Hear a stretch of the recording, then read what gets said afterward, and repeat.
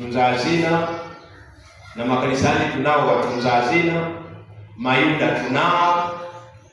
Kuna wengi sio waaminifu, wananunua vitu hewa, anapoaminiwa nenda kanunue kifaa fulani, anakuja na bei ya juu, cha juu, anaweka cha juu kinakuwa cha kwake, anarudisha, anakuja na risiti bandia.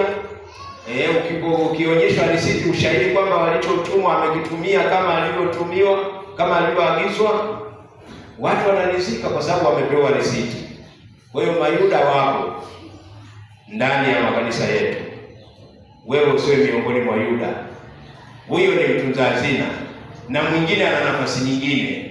Kwa hiyo tuwe waaminifu katika huduma, tuwe waaminifu katika utendaji wetu wa kazi za Mungu. Mungu atakuwa pamoja nasi. Tumeona asubuhi akituambia kwamba yeye atatuokoa na atatuweka juu, kwa sababu tumemjua na tumemfahamu na pia tumelijua jina lake. Jina la Bwana libarikiwe. Bwana Yesu asifiwe. Naomba usimame pale.